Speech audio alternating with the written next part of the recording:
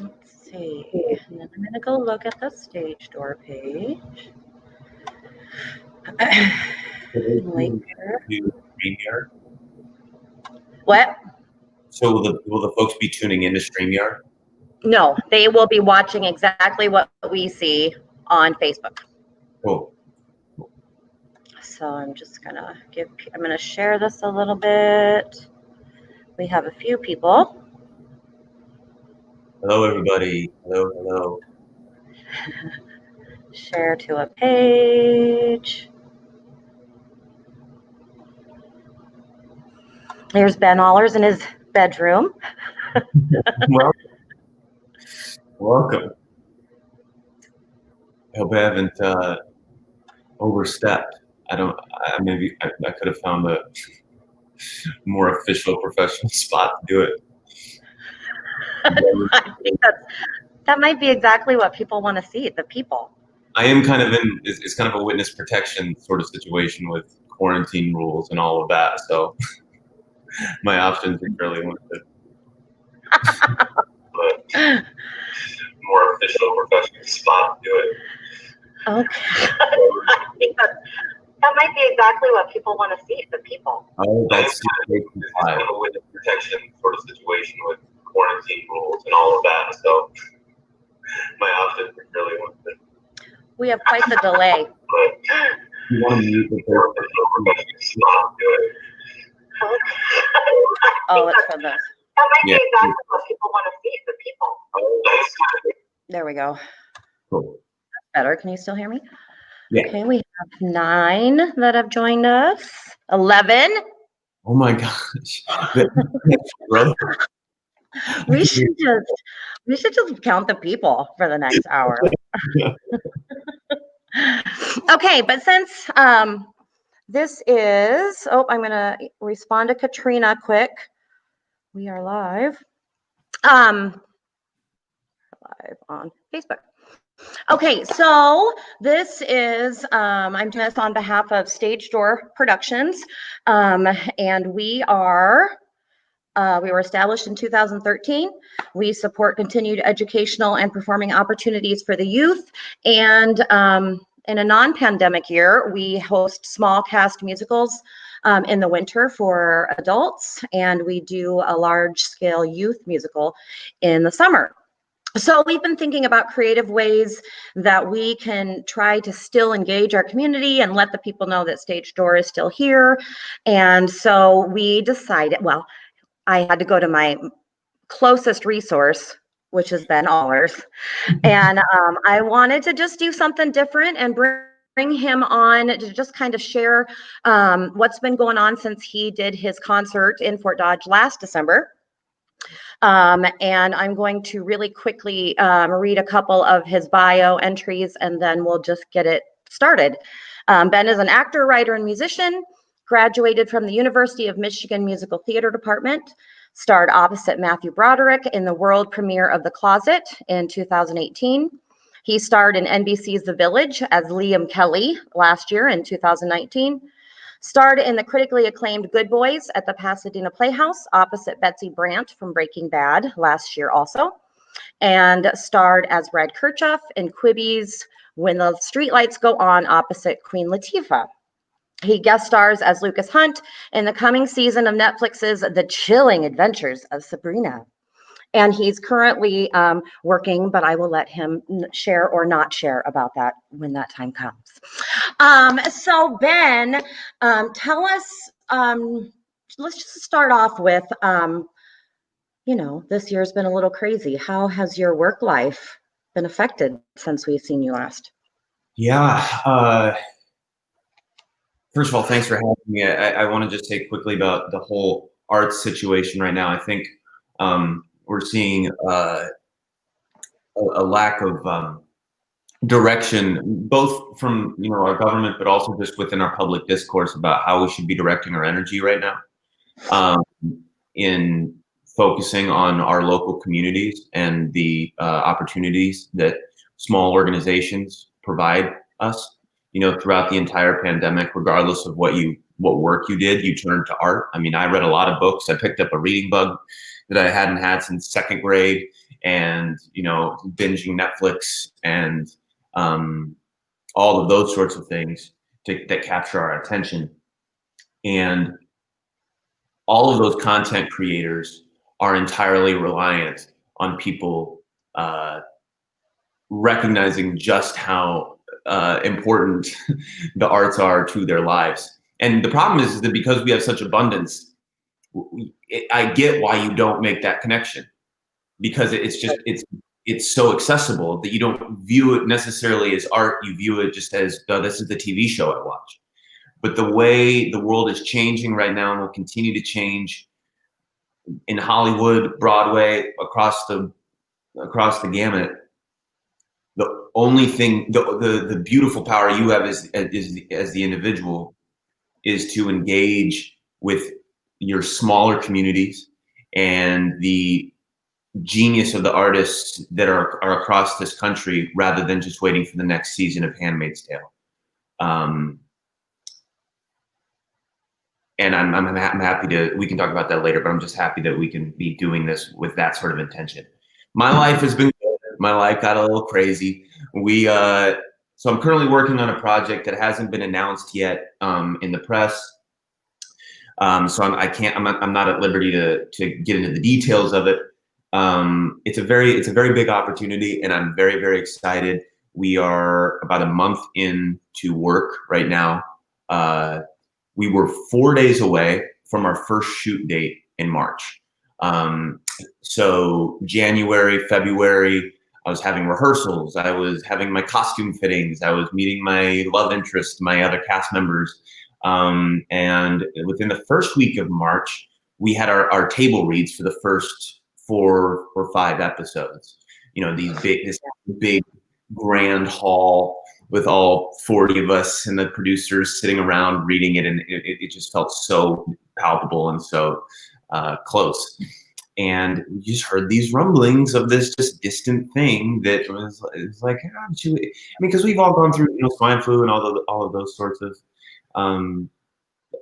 breakouts over the past 15 years or so, and no one wanted to be too fearful because they didn't want to, like, even seeing people wearing masks on the subway at the time. I wore one once, but then I felt like I was freaking people out, or maybe I was taking it too seriously. And we were 4 days away from my first shoot date, and they bumped us for 2 weeks. I remember that when everything was supposed to last 2 weeks. And then I went home, and you know, we all just kind of have dealt with our quarantine life and how to find balance between safety and contribution to your community, and being, you know, stopping the spread and all of that, while also like figuring out what the hell you do to either feed your family or stay creative or any of those sorts of things. And that took me a long while early on in the pandemic. I hadn't realized until this all started that I don't know what to do when I don't have things on the schedule. And so the first months was just me kind of just taking it as a gift, and also, you know, letting my body rest. I hadn't unpacked a suitcase in a year and a half. And so that was a real gift, but then it just got to be a little much. I always had the light at the end of the tunnel. We always knew we were going to come back. Most of the things had already been built, and a lot of money had gone into the pre-prep and all of that. So that was a great deal of safety for me. That I can't imagine how people in the Broadway community right now who don't have that clear light at the end of the tunnel. It's really it's a real tragedy, and it was hard enough for me personally, even though I had that light at the end of the tunnel. So yeah, we've been back since the end of September. There's a ton. Yeah. So what was that like then? I mean, that's almost like your the football team, and you got your pep talk, and you're all, you know, dressed and ready to play your game, and then it's like, oh, stop. Keep that energy and that momentum, but we're stopping. So what was that like when you guys were finally able to regroup and start again? Yeah, it took a bit to I actually kind of like how long of a gap it was, because then I basically just started from ground zero again. Right. or the first step again. When had done a lot of prep in January and February, and then come August when we actually started to get a firm start date. I reabsorbed all of it. I watched 6 hours of these documentaries on the history of this time period, and I thought you were going to slip. I know. I almost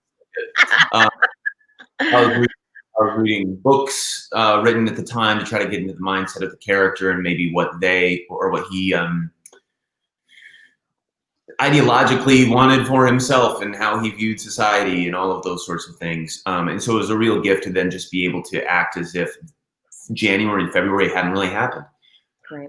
That said, though, the greatest gift throughout quarantine was the friendships that had already blossomed at the beginning in March. And we were able to keep in touch and cultivate deep, loving, trusting friendships that actually had nothing to do with the show. And so now that we're actually heading into the show, it feels so much more unified because we've already gone through the familiarization process, Mm-hmm. The only bummer is through our studio has made us really safe to work. That's not a bummer. And I mean, there'd be no way that we could get back to work without it. But casts are kind of sectioned off, and there would be people that I would normally see at an in-person table read, who I may never meet, or I may not meet for 2 years, which is just crazy coming from what gives me joy as an artist and what I love about Stage Door and what I love about theater in general and what I love about small organizations is that you're there with people. The end product is kind of just gravy, and that's a surrender I give myself anyway. A friend of mine on the show said that filming a movie is actually like riding a roller coaster.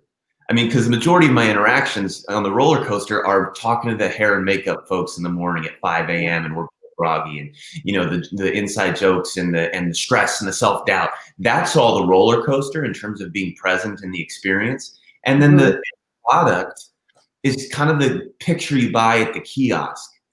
Like after you're off the ride, it's impossible for anyone who's not there to know just how disconnected I am, at least from watching the Quibi show, to knowing what that was like to live in Vancouver for 2 months. You know what I mean? So, so I'm still adjusting to that. I'm still adjusting to knowing how to not be able to enjoy the communal aspect as much.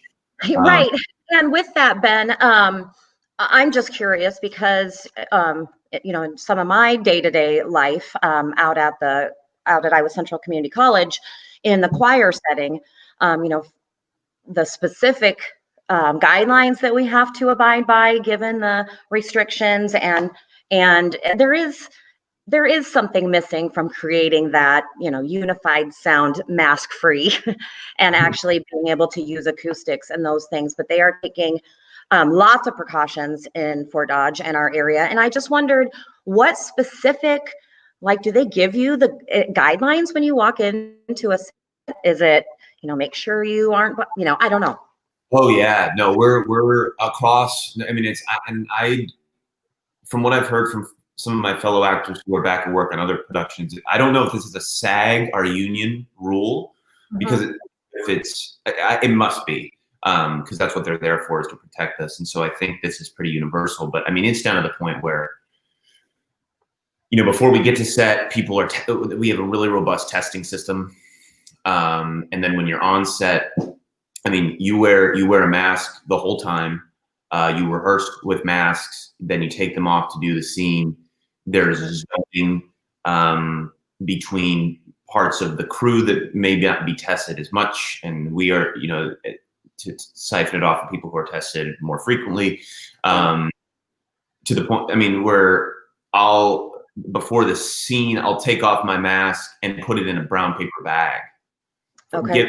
By someone else, so then I'm the only one touching my mask. Like, it is scheduled to a T, which at first I was worried that all of these sorts of layers Mhm. um, would create an environment of like a heightened anxiety about the situation, but it's actually done the exact opposite, which is because everyone has gone through such a thorough process, we can all kind of chill out and trust. And even though we're masked up and can't see the smile, I mean, we can Right. still be there, Yeah. Yeah.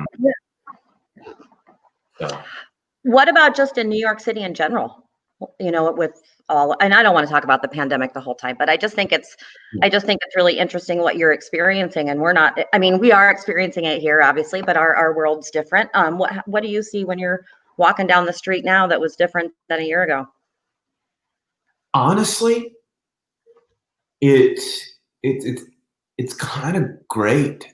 I mean, you wear masks where everywhere you go. When you walk outside, you wear a mask. When you go into buildings, you wear a mask. But to see, I think there's a rediscovery of how short all of this is, and I think that some people are still, and I'm trying to remind myself daily of those lessons we learned on early in the pandemic that we kind of Mhm. lost when we like started to realize the value of family, or the why did I get hung up about that thing when there are people out here dying, and how am I going to live an exuberant life, one that you have to be more cautious of a little bit, but I'm going to go seize it.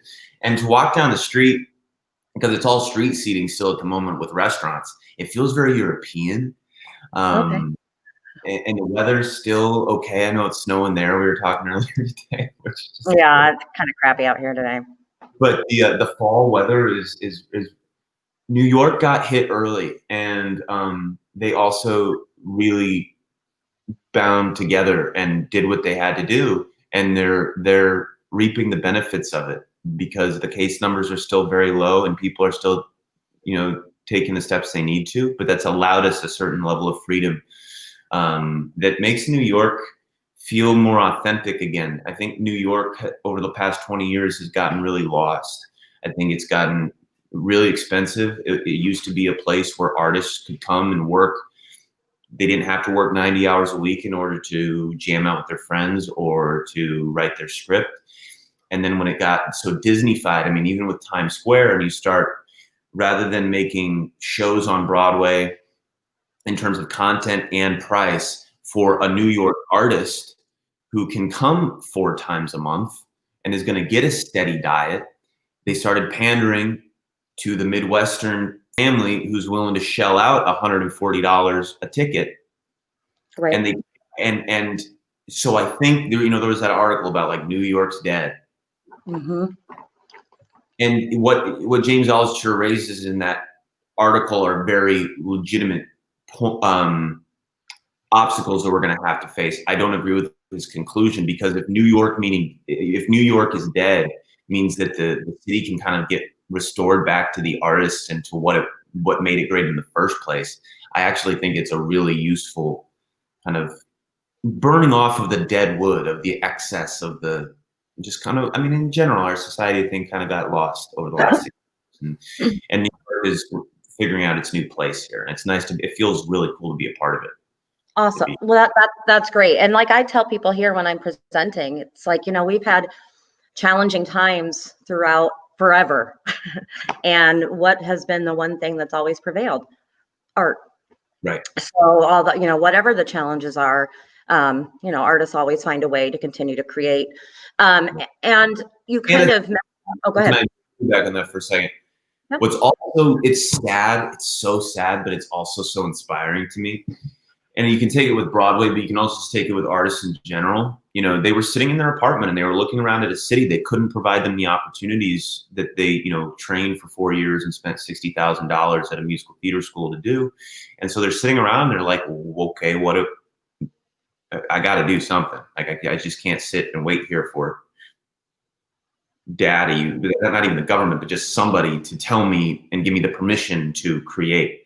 And I think what we're seeing is there is this mass exodus, not in a way that's going to ruin New York, but there's a cohort of people who are taking this as an opportunity to realize that maybe I don't want to live in an urban center anymore.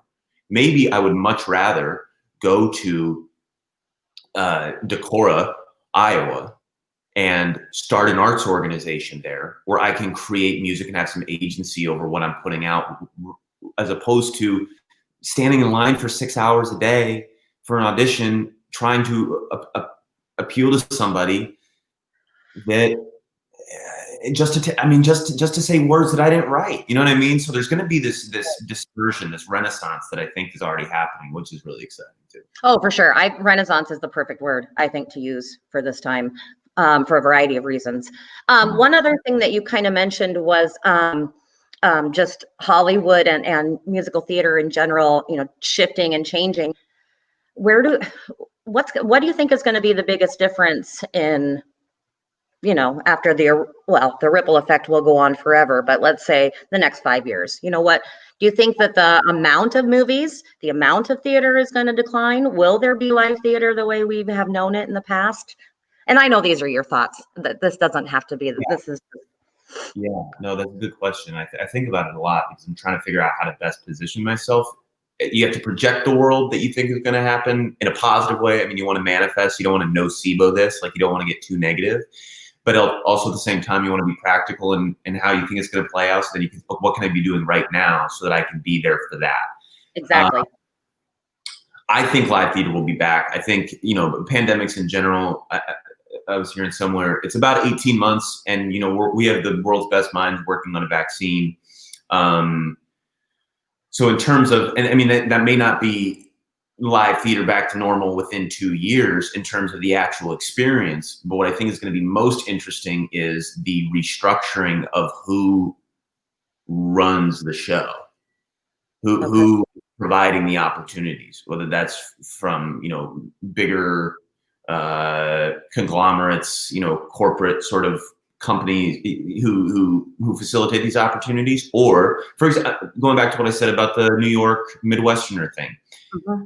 In my opinion, in order for Broadway to get back to its feet earlier, you're not going to be able to rely on the tourist industry for a while, Right. because people are financially hurting. People may not want to expose themselves to the risk of all of this, and so what you're going to have to do is give Broadway back to what it was in the 50s, which was that steady diet of New York theater, which actually gave us all of the musicals that we love. It wasn't these big, loud, just cotton candy productions. It was really, really gritty, thought-provoking art. And so, no, I don't think we're going to see the theater that we've been familiar with for the last 20 years. I actually think it's going to be an exciting kind of churning of that old ground. In terms of studios, and I mean, not studios, Hollywood, what I'm interested to see pan out is the fact that until theaters come back, it's going to be really difficult to make those big flashy movies that studios make all their money off of and spend a lot of money to make. I mean, if you look at, I'm a big Pete Davidson fan, and he was the King of Staten Island, and it was $20 for me to watch it on Amazon Prime. So either two things are going to happen. One is people are going to be like, well, screw that. I'm not going to pay $20 when I'm used to getting things on my TV for free. I'll wait until it's free and I'll watch it. You don't buy the ticket. Right. Or you get 6 of your friends who you would have made $120 off of, who are paying one payment of $20. Yeah, and gathering around. Yeah, that's not sustainable. So what I think is what's in the same way that's going to happen with theater, with Hollywood, I think there's going to be a ripe opportunity for independent companies or troops of artist-led collectives that are putting their own work into the ether and releasing it in this democratized information space. And this is what I'll say to young people. Learn how to make your own stuff. YouTube is free. Vimeo is free. The TikTokers right now have been making bank the last few months, hundreds of thousands of dollars, and they own all of it. They don't have to wait for, across any industry, a boss to tell them that it's safe for them to come back to work, because they're their own boss. And it's a very risky life. It's a very difficult life, but it's so exciting because it's entirely your own power creating all that you get in return. And Right. there's never been an easier time to do that. So in Well, terms of spending your time now, learn how to film and edit, make your own music, just to get the practice in, and then you can figure out the other stuff later. right. Gaining those tools, using this time to fill your toolbox, with Yeah. more. Yeah, I totally agree. I totally agree. It's interesting. I have never craved live theater more than this year. But I was also glad that you said, the things that could happen, having your friends gather while you live stream. That's one of the reasons why the theater companies here in town have chosen not to do shows, because how do it's a lot of money. It's $25,000 plus to put on a full stage production. And that's just a lot of money. Yep. So with that reality, there's an opportunity again to restore theater to what it was, which was a bunch of people standing in the middle of a big lawn citing Shakespeare. That's what got people through the Black Plague back when he was writing all of those stories. The production costs weren't high Right. because it wasn't about that. We've gotten so, and I don't judge, I'm saying it to myself, and I don't judge anybody, because how do you not allow this to happen? But we've gotten so desensitized to listening and just being there with whatever is in front of you, and to get a group of people together to do some improv games, to me, is so much more filling than going to a production of some show that costs however much money to make. Right. Because there's a distance there. I mean, you can create your own opportunities for free. And Right. Well, and Shakespeare is the perfect example, because all of that material is public domain. So it's free, it's free for people to perform. you want to be really good. You want to learn how to be a really good boyfriend, a really good girlfriend, a really good artist, just a thinker. Read some Shakespeare. It's free. That's what art gives you as the artist beyond, what you create, is that it allows you to discover yourself, and it allows you to interact with other people more thoughtfully and more genuinely, and with a depth. And no, you don't have to wait for anybody to tell you that you can have, your production up again for you to do that now. Right. Right. Other than it's cold here. You mentioned you mentioned improv games, and also for those of you watching, feel free to pop any questions you might have for Ben in the comments, and then I can pass them along here. You mentioned improv games, and that was actually one of the things that I wanted to put you on the spot about. So we have a lot of youth in Fort Dodge that aren't really performing. Senior high is doing a production right now. Iowa Central Community College is working on kind of a solos cameo performance that they will put together virtually. And so what would you tell the 12-year-old, 13-year-old student that is just really craving honing their craft more? They want to gain more skills so that when they do have an audition coming up, they can nail it. What do you have to say about that? I think and this is not easy, but it's very, very simple. And I think you can apply this to every aspect of your life beyond, working on your craft. You have to know what you want and why you want to do it. Goal setting. I'm going to do X, Y, Z. I want to make Allstate I want to make Opus next year. But then, and this is actually the more important step that no one really takes. I didn't take the time to think about. I was reading an incredible book called Atomic Habits by James Clear. And one of the things that he talks about, a quote that he cites, is, we rise to the level of our goals. Okay? Like if you do it right, you rise to the level of your goals, you achieve your goal. But we fall to the level of our systems. in terms of day in, day out, how accountable are you to putting in the work? You can say you want to make opus all you want. You can really want to be the lead guitarist in a band so you can do like, the talent show when you're a junior in high school, right? But until you construct a day and learn how to harness your attention and say, okay, for the next 20 minutes, rather than zoning out on YouTube or on Netflix, I'm going to sit down and I'm going to interact with this instrument. Time, this is just something that I get super existential, and I'm going to try. This whole conversation, I've been trying to rein myself in. Good job. Amount of time means nothing. It's how you harness your attention within that time.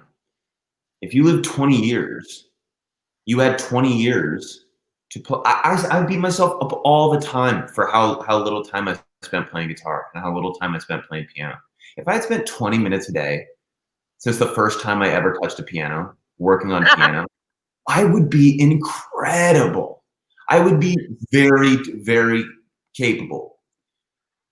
And you always have these moments of like, well, I remember when I was 18, I probably had that conversation with myself and then I didn't do it. And now I'm having this conversation now and I'm 24 and I haven't really started to, put those habits together. You're never going to run out of time. I mean, you will, but in terms of, it's never too late to start doing it. But the thing that you have to get more firmly down is, how do you build your day? How do you hold yourself accountable? Maybe you need a partner. I mean, if that's with working out, maybe you need somebody who goes to the gym with you so that you do the same thing together. You schedule out what you're going to do rather than walking around the gym aimlessly looking at the machines. It's not easy because it just takes some like familiarizing yourself, but it's very, very, very simple, which is tonight. If you have a day, what is it tomorrow? So you got school tomorrow. Still, tonight, write out what you're going to do tomorrow. Write out what time you're going to wake up, what you're going to do before school. That doesn't have to be practicing guitar, but maybe you just write it down. I'm going to brush my teeth from 7:20 to 7:30. I'm not sure why you're brushing your teeth for 10 minutes, but do you?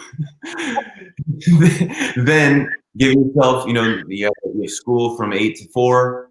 What are you doing afterwards? Because we can get so lost and so distracted. And that is the earning time. These are the hours. These are the days. These are the years where you create who you are. And you have the power to do that. And so I could get into the nitty gritty about like honing your craft and all of that, but I think that's I think you know what you want. Now you just have to know how to start working towards getting what you want, which is a bigger step. Right. No, I agree. You can't read the book without opening to the first page. And you find that there's a momentum to it. You find that you feel better. You find that it's nice checking things off a list.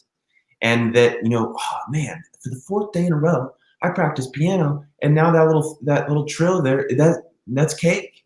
Like, allow yourself to feel that. You are owed that. You are owed the entire world, and you have the power to create that world.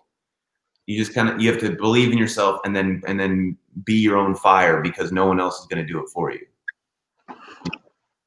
Yep. No, I think that's exactly what I was asking you. And we do have a question, Ben, from Carolyn Bergman. Hey, Carolyn. She would like to know if you miss singing and doing musicals, and if you ever see yourself auditioning for more stage work. I do miss. Yes, I do to both questions. It's so weird that my entire identity growing up was around my voice and was around singing at church or singing at the Bill Riley talent show. And then the way senior high changed my life with the a cappella choir. I talked about this in a couple interviews, but I don't know if any of you had heard this. But what happened was when I got to college,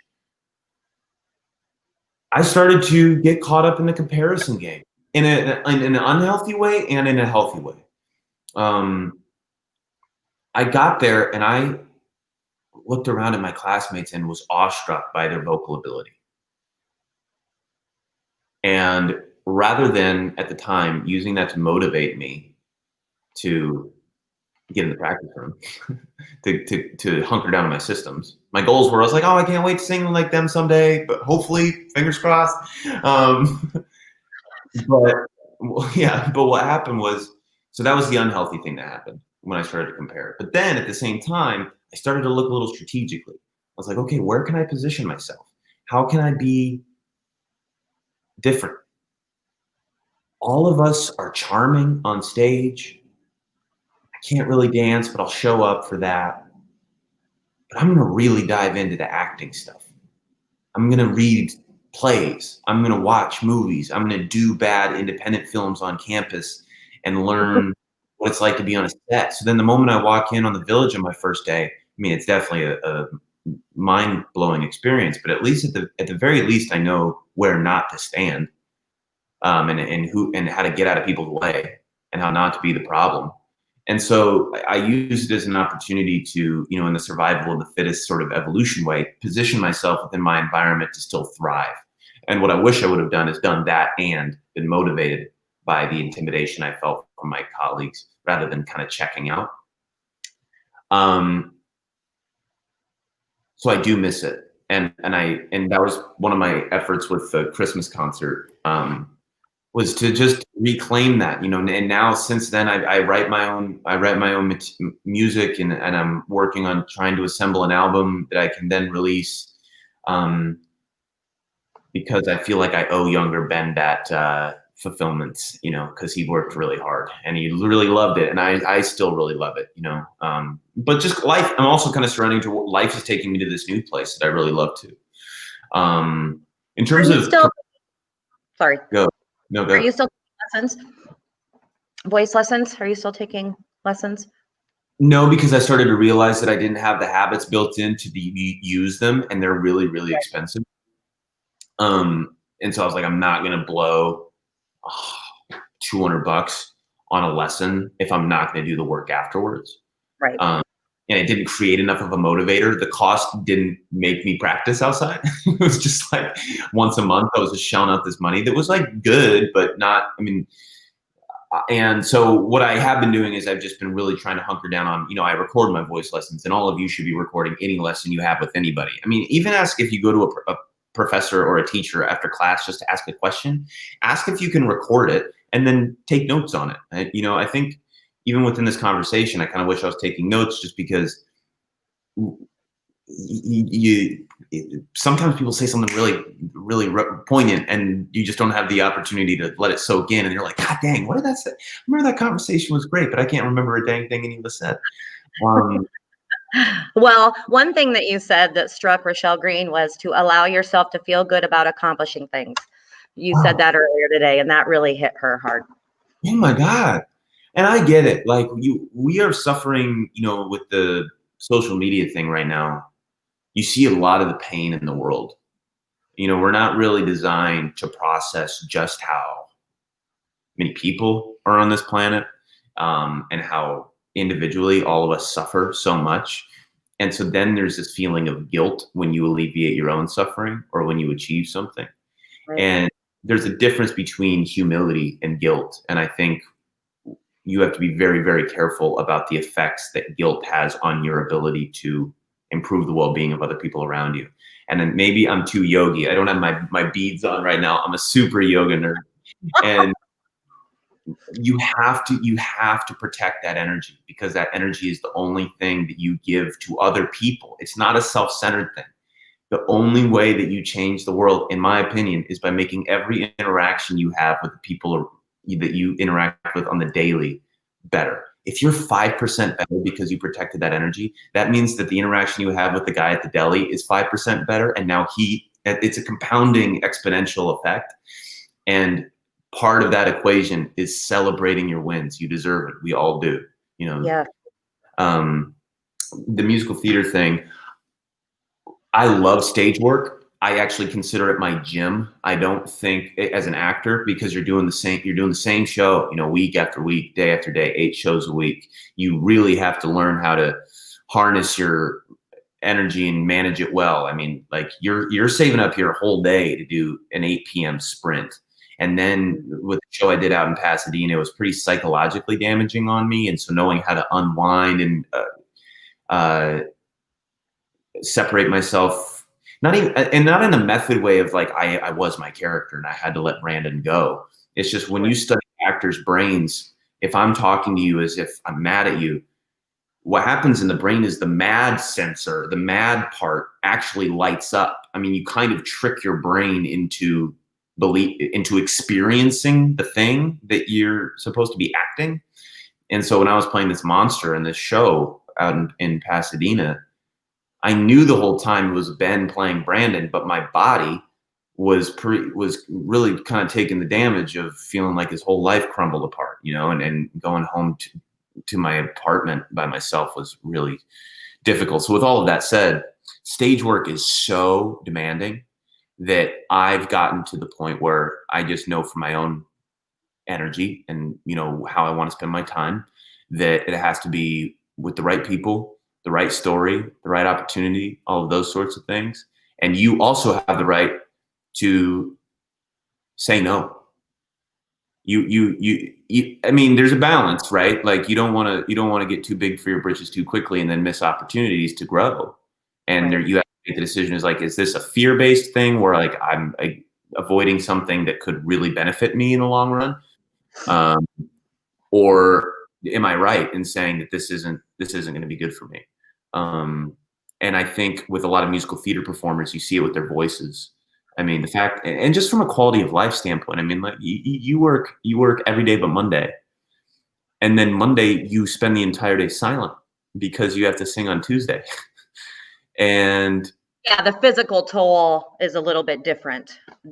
Yeah, it's a much different. Writing shows the way they write them today. You know, back in the day when people were when this format was set up, the songs were written for normal human beings, and now you're having to scream to the top of the rooftops eight shows a week, and you see it like the turnover rate. It's almost like the NFL. We've mechanized labor in a way that's a little dehumanizing, and so I really try to encourage artists to take the agency they have to stand up for what they need, you know. But I do want an opportunity. I was going to do a play in December. I was going to do a play this December. We were scheduled to do it in New York earlier this year. And so for the time being, it's pushed back to December of 2021. So Carolyn, maybe you can go to that show. Yes, it's getting dark. Let's see. Lindy Krug. Do you remember Lindy Krug? What's good? She has. Oh, and they are doing Midsummer's Night's Dream. Oh, that's the one. And she has a couple of students that are struggling with memorization, and wondered if you have any techniques to share. Yeah. What I do is, I don't have a notebook on me, but what I'll do is I will read one line, I'll say it out loud, and then look at it and write it down. Okay, so it's to be or not to be. If I can't remember that, I say to be or not to be. I read it as I write to be or not to be. Then I say to be or not to be again. And I try to write it down without looking at it for a second time. And then the third time, I don't say it out loud. I kind of give myself some space, and then I write out the line again. You probably want to use longer dialogue, but I find that it sticks like that. Give yourself an option, a third option, where you just paraphrase it. What if it's to be or not to be? That is the question, whether it is noble or in the mind, stuff with the slings and arrows, right? And I can't remember that, so it's like to be or not to be, whether we have to, the noble mind. I mean, just getting the sense of it and writing that down then takes you to that next step where you can get it by rote, but it just takes a little time. I mean, again, it's simple, but it's not particularly easy if you're not willing to just take your brain. I'm putting my brain here now for 30 minutes. I'm going to write these lines down and say it out loud until I have that whole stanza memorized. And then I move on to the next one. But so do you put any context behind it while you're, I mean, because that, to me, from what you just described from my perspective, you know, that's very word, which I get that works. So then you have to add the meaning behind it. Mm-hmm. So at what point, especially, I'm referring to the Shakespearean language, mm-hmm. You know, some terms and dialogue that is not what we use. Maybe do you have any tips for maybe how her students can help add some of that context and with the memorization also? Yeah, so for me, and this is totally, because I've actually tried different methods at different times, but in the current situation that I'm in, and it's different with TV, so I won't even touch that at the moment. So on stage, I'm a big believer in just like getting that groundwork laid. I need to know the words before I sprinkle any seasoning on it. And some people actually, it's the inverse. They like, I want to know the intention before, because then if I have the intention, even if I flub the words up a little bit, I'm still landing my action and I'm still, getting what I want. I don't think those two things are mutually exclusive. It's just for me, especially with Shakespeare, where, I mean, he says it in Hamlet, speak the speech, I pray you. Just say the words. You don't have to do much other than say the words. The thing is bulletproof. And honestly, when you try to throw too much seasoning on it, then you get in the way. It's just like, just say the words. And so with Shakespeare, say it. And then, after you got these words in you, or maybe before you've got these words in you, who the hell is this person? Where did they come from? What do they want? What do they want from that other person right now? What did that line make them feel? And what are they trying to do with the line they're saying to them, back to them? Don't get too caught up in looking at yourself in the mirror. Don't get too caught up in, no, sir. No, sir. Don't get too caught up in that. No. No. Yeah. Well, I guess I take that back, because with Shakespeare, you do need to. I am a big pentameter that out. But in terms of like trying to really nail the music of how you're saying it, rather than what you're saying and what you're trying to get from what you're saying. I want to make you feel right now, Miss Krug. I want to make you feel heard by the fact that I'm talking about this as much as I am. I want you to know that I heard what you said and I value your question. I want to make you feel heard. That is my intention, beyond thinking about how that melodically plays out, right? Or how good I'm doing it. Which I think a lot of people, especially when they're young, they get caught up in like trying to be like acting. And it's like, no, acting is knowing the words and what you're doing with them. So the rest of that will take care of itself. Hopefully that answered your question there, Lindy. What's your favorite snack? I'm a bit of a maniac. So this is gonna sound weird. My snacks are I just really like plants. Like, I like nuts. I like celery with almond butter and like dried up or chopped up dates. I really bit the yoga bug for the last 3 months, and so back in the day, oh boy, I love an RX bar. I love an RX bar. Halo Top ice cream, because I just love I don't necessarily love ice cream. I love pigging out. And so I've had to like restructure. It's just like, well, if I'm going to pig out, then I might as well pig out on healthy stuff. So it's like I Halo Top ice cream and then a big bag of Skinny Pop. That was the end of my day every day in college. That's so funny, because this is the guy that used to, well, when he was a kid, would order 2 servings of lasagna at Mineral City because one just not enough. What I'm contending with is that I am still that kid. Like, that kid loved just eating. I love eating. And so then I just had to change what was going in. What music are you listening to right now? I tested myself and was only able to get 4 days into the experiment. I'm big into experimenting on myself, whether that's with diet or with fitness or with like the books I'm reading. Because who the hell knows how I'm going to change because of it. I was listening to just general orchestral music on a Spotify playlist, which just opened my eyes to kind of how we've regressed by throwing words on it. Like, you can actually say so much with the music in terms of the intricacies of what it means to be human and all of that. And I formed a really cool appreciation for listening to just a little piccolo after a big swelling, stanza or whatever.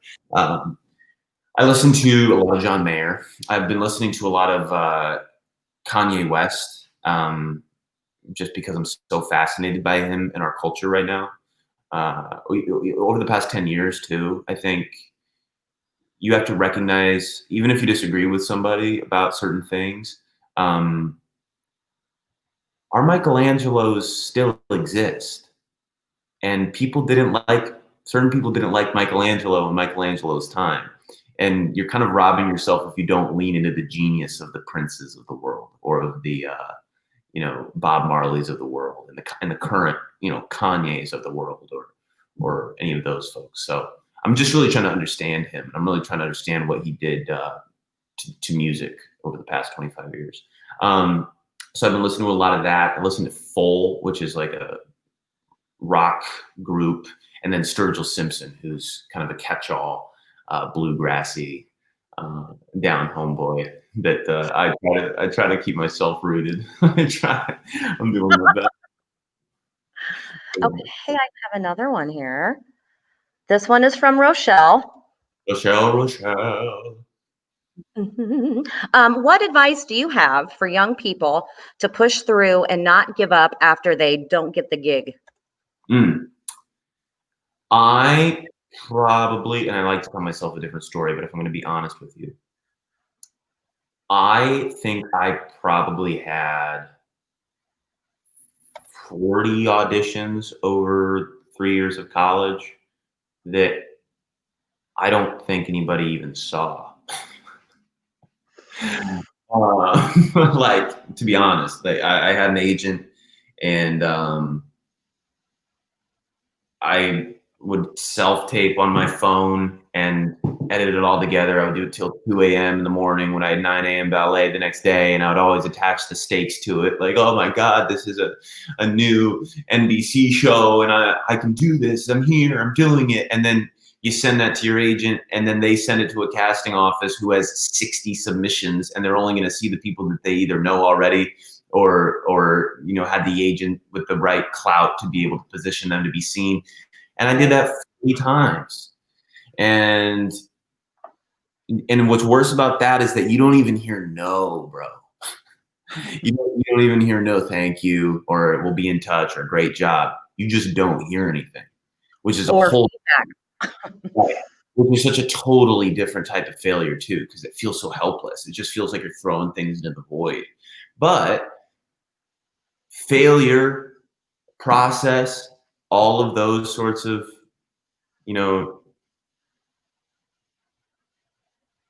we so long for achieving our goals, these fleeting moments of, I made Allstate, but those are just moments. Even when you get them, I still wake up in the morning and it's just Ben looking in the mirror. Even though if you told 13-year-old Ben that he would be doing the things that I get to do now, I've exceeded all of the goals that I had for my 24-year-old self. Mm-hmm. And that doesn't mean that goals aren't worth having. It's just an acknowledgement that even when you get them, they're just little fleeting passing moments that actually don't fill the holes or give you the things in your deepest part of yourself that you actually need. What you start to realize is the failure, the practice room, the breakup, all of those things that are, in the moment so heartbreaking, and you let the self-doubt thoughts creep in and you don't even know you're thinking, which is why we can talk about meditation, or hit me up, because I'm it's a whole different part of my life. You have to know when you're thinking, and you have to know that a lot of your thoughts are lies, that a lot of your thoughts aren't your friend. And it doesn't, when you don't make Allstate, because there's going to be people who don't make Allstate, there's going to be a thought that you didn't author that's going to creep into your mind that says, don't do this ever again. You're a piece of shit. You can't sing. No one likes you. Now you're not going to even now you're going to not go to college, and then you're going to be alone forever. I mean, it just spirals out of control because you don't know that you're just thinking, that none of that is true. And if you can just hunker down on what are the next 3 steps ahead of you, the rest of your life just kind of unfolds. And sometimes you go to places where I am right now that you didn't even expect, you had no idea was going to happen. and just learning to enjoy the journey more makes the rest of it just gravy. And also makes you like not careless, but you just kind of stop white knuckling the whole thing. It's like, okay, I didn't get the audition. That wasn't mine to have. Great. You know, what am I doing tomorrow? What am I doing in the next 2 minutes? Oh, I'm going to go read my book. You know what I mean? Find interests and self-esteem and all those things that you're looking for in things that you have control over. You know, you might look like the casting director's ex. Then maybe they're just like, ah, terrible lunch, or they got broken up with the day before, or their mom just passed away, and they're just not in a place to give you what you want. That's not even their fault. It's not your fault either. So just start fill the holes with things you can do, because the rest of it's just kind of the game, you know. Failing forward. Failing You said forward. that 6 years ago, and it's stuck in my head. Okay, we have. Fall on your face, and then What? just get up. Just fall on your face, and then just get up. As opposed to just like standing here afraid to take a step because you've tripped before, you know. So there's two people. I think Katrina was one of them, and Brenda Boma. Is that how you say it? Could you please sing a song for us? My mom in Beauty and the Beast. I'm trying to think. I don't know that one. No, I can do it. I can do it. What'll I do when you are far away and I'm blue? What'll I do?